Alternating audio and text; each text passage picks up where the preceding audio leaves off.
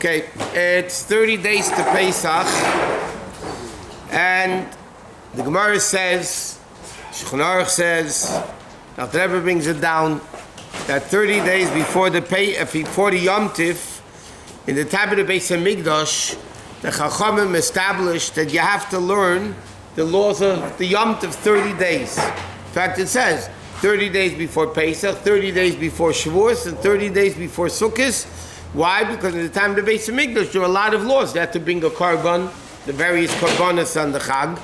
They had to know what type of carbon, what carbon, the criteria of a carbon. So, even though now we don't have a Beis Hamikdash, nevertheless, the Chachamim said you should still learn and talk about the dinim of Pesach. So he says, now the Rebbe says, even though nowadays everything is really written in the books already, years ago everything was oral, so the Chachamim had to teach everything orally. Even though now everything is in the books, nevertheless it says that you still have to learn 30 days before Yom Tov. From the Sfarim at least, you need to learn to become an expert in all the laws that you need for Yom Tov. In fact, Pesach has the most complicated dinim of all the Yom Tovim. Sukkot also has. You have the laws of building a sukkah, you have the laws of lulav and esrig. The only Yom Tov that really doesn't have special dinim is Shavuos. And it's interesting, the Rabbonim in Lubavitch used to go to the Rebbe for Shavuos. I'm talking about in the early years, and the Rebbe once spoke about it, and then they started going too. And in fact, in Lubavitch, it was called Shavuos is called Chag HaMatzos. Why was Shavuos called Chag HaMatzos? Because in Hebrew, a Rav is called a Matz, Meir Tzedek, who teaches the people what to do. So a Rav is called a Matz. And the Rabbanim would come to Lubavitch, so they would be called Chag HaMatzos. That's what the Chassidim called it. But one time, the Rebbe spoke about it by Farbrengen. I remember when the Rebbe spoke about it, and the Rebbe then said, in order for a Rav to be able to paskin correctly, he needs to come to Lubavitch for Shavuos, for Matan Torah. But anyway, so 30 days before Pesach, 30 days before Sukkot, there's a lot of dinim that people need to learn. Even nowadays it says you have to learn the halachos until you know exactly what to do. How big was Lubavitch? The city of Lubavitch. Yeah, did they have? It was a little village, smaller than Beverly Hills. How did they put all these people? Did they have inns? They had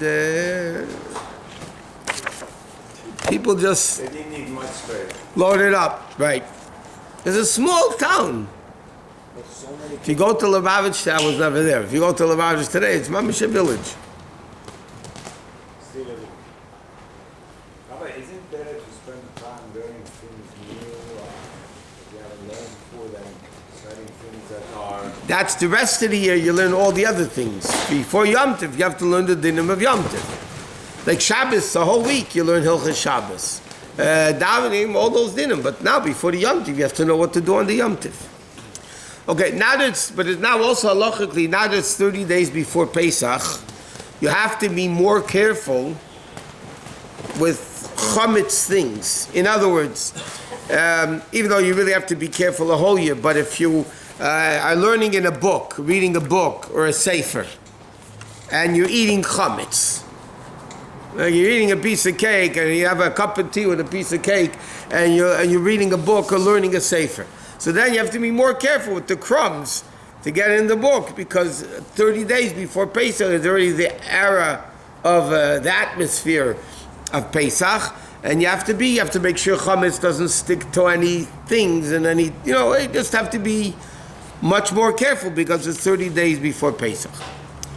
It's also a custom, and let me preface this like this. According to halacha, it's only forbidden to eat matzah on Erev Pesach. I'm talking about Pesach the Gematzah. It's forbidden to eat matzah on Erev Pesach. The Gemara has very sharp expressions about one who eats matzah on Erev Pesach. The Gemara says like you had relations with your mother-in-law, and it's like a very, very powerful thing. But the minig, they're different minhagim.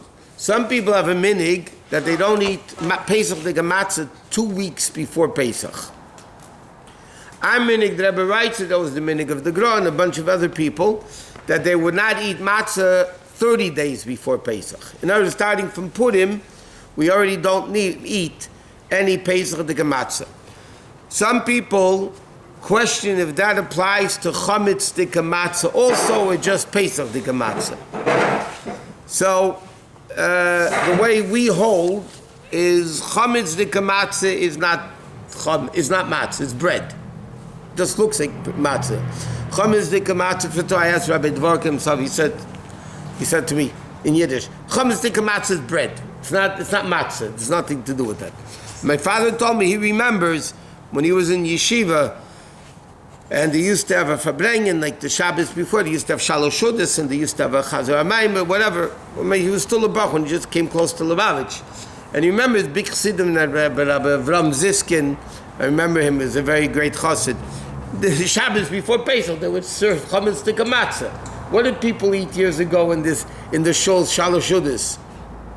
Anybody that remembers my times, for what did the people have in shalosh shudas? A little herring with a matzah. Schmaltz herring with a matzah. That's what they had for shalosh shudas. So even the week before Pesach, they would have the chametz de matzah. No, chametz matzah says not for Passover use. Not what matzah is not kosher to Pesach. It's called matzah in the stores. Sprites, manishavets. One so what? That's called matzah. What? So even though the taste is the same, That's the what? You make your matzah chametz, it's fine. Like, can you have it? If you make your Pesach dik matzah, how? You make it together. Have it in the oven. I can tell you what you could do. If you cook it, let's say you have, what's that? Let's say you have kosher Pesach matzah mel. You buy in the store matzah mel. Yeah, a lot of times says kosher Pesach on it. But if you cook it, it doesn't have a din of matzah. That's why it's mezainis. It's not a meitzi. Even though it's flour and water. If you take flour and water and you cook it, it's mezainis, no matter how much of it you eat. Huh? Just exposed to some steam. Yeah. I mean, if it becomes chametz, it's not matzah. What? Even in Pesach, you cannot put the matzah and bake it in the oven, hot oven. On Pesach? You could. In fact, many people do it when they want to make the matzah fresher. Yes. They'll stick it in. I mean, Okay, it doesn't make it. no, it's not. Here he wants to cook it together with chametz. In other words, take some mustard and mayonnaise and ketchup, which is chametz. That's fine. I don't know. Yeah. People don't do it. It's fine. It's not. Then it's not matzah anymore. What? What? Matzah ball in the soup is mezainis or shakol? Matzah ball in the soup is mezainis. Even though you're cooking it? That's what makes it mezainis. I mean, it's Flour and water baked. One second. Flour and water baked is hamaitzi. Yeah. Flour and water cooked is mezainis. Yeah, but barley, cooked barley is hadok. But this is Because it's not a flour. It's not flour. Here's a flour. Matzah mel is matzah flour. Barley, if you make barley into a flour and cook it, it's also mezainis. But as a whole, it's not hadok. Yeah. 30 days to Pesach. But Erev Pesach, we also don't eat matzah. So it's 30 days to Erev Pesach.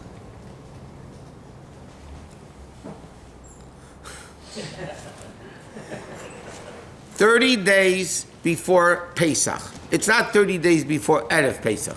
30 days before Pesach. There is a machlekes rishonim, by the way, okay? And the Alter Rebbe at the beginning of Hilchos Pesach says a certain thing, which means shows the way he holds. When the Gemara says Shleishim Yom Lifnei HaChag, does that mean including Purim or after Purim? In other words, is Purim included in the 30 days before Pesach? It's machlekes rishonim what that means. The Alter Rebbe says Dahainu mi Purim ve'elach. So the Alter Rebbe holds it those rishonim that Purim is one of the 30 days. And by the way, Purim is Yudalit, not even Tezvav. But still, the Chayt is 30 days. Okay, next. A very important din in Shulchan Aruch in the times of the halacha they used to, in the times of the shtetlich, the Rabbonim would actually tax the people. There's something called mois chitim. Now literally mois chitim means money for wheat. The original mois chitim was they collected money, okay, to gather, buy wheat to bake matzah for people that were poor. And then in halacha it says, if you had leftover money, that everybody had matzah and you need leftover money, then we would use it for other needs of Yom Tov. The bill today, it's still called mois chitim, which literally means money for wheat. But today, the mid-din of mois chitim is to give people money that they need for the needs of Pesach. I mentioned many times the famous story. Somebody came once to a Rav to ask a shaila, and he said, can I use milk for the 4 cups on Pesach? So the Rav took out a lot of money from his thing, and he gave it to him. He said, go buy wine. And so the rabbi's wife, the Rebbe, came over to the rabbi and says, come on, wine doesn't cost that much. Why did he give him so much money? He said, Chacham, if he's asking me if he can use milk, that means he doesn't have any meat either. Because if he's using meat by the Seder, how can he use milk? So obviously he doesn't have meat. If he doesn't have meat, he probably doesn't have fish either. So I gave him money for Yom Tov. Because he can't, obviously you can't use milk if you're going to be eating meat. Okay, another thing that the previous Rebbe was the first one to institute, and the Rebbe also very much more, that people should see that everybody has Shmurah Matzah for the Seder. Now, according to Kabbalah, if you notice, when you buy a box of matzah, the matzah is square. Okay? The machine matzah, machine matzah is always square. Even Pesach shmurah matzah that they make, machine matzah, is always square. According to Kabbalah, matzahs have to be round and they have to be made handmade, not machine matzahs. There are certain people, like the Soloveitchiks, they maintain halachically, by the way, that machine matzah is more muhudr, more kosher, more kosher than hand matzah. Because they say the machine works so quick, and here you have hands, maybe it's taking more than 18 minutes. Anyway, but according to Kabbalah, and we're very, very, very strict on this, that we only have a round shmurah matzah, because matzah is the level of makifim, and the infinite, and seviv kolam, and like we learned in Chassidus, and it should dafka be made handmade. So the Rebbe wanted, it's all Mr. Kabbalah.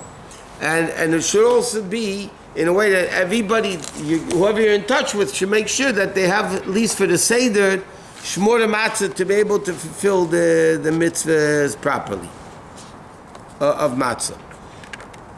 What's the difference between Shmurah Matzah and No. Shmurah matzah, okay, we have a few minutes. Shmurah matzah means matzah which is guarded, watched. You have shmurah from the time of tchina, from the time it's ground, and the more muhudr is shmurah mishas ktsira. It's watched from the time it was cut to make sure there was never got wet. Okay? Now, there's a very big problem when they go out to collect wheat from the fields, right? To make shmurah matzah, to make matzah. So there's a din that while wheat is growing and it gets wet, it doesn't matter. Once the wheat is fully grown, ready to be cut, and it rains, that wheat could become chametz. Because it got wet now, and it's ready to be harvested. And the din is anything ready to be harvested is as if it's harvested. 1 second. So what they do in the real shmurah matzah places, they go out to the fields, like in Arizona, that's most of the main place where they get the wheat from. They go there before the wheat ripens, and they harvest it. And there's mashgichim there And many Rebbes go there to make sure. You see pictures online of the Rebbe going there. And they cut the wheat and they guard it and they make sure it's taken away and kept in a dry place and God forbid it shouldn't get wet. So halachically, if it's from the time of grinding on is when you really need to, but we are careful, shmurah mishas ktsira, therefore many times in the package you'll see shmurah mishas ktsira or shmurah mishas lisha or whatever. That as opposed to when you harvest it. So your bottom line is, the Shmurah Matzah means that the matzah was guarded either from the harvest or from the kneading and the grinding. What's the difference between harvest and Ksira is Hebrew and harvest is English. So why do you say that Tchina and Lisha, huh? That's a different one. Okay, to be continued. Machad Shina Zumayt Umar Mechab Eba Mayin Kim Shvla Gal Teira B'Chanam Kashemet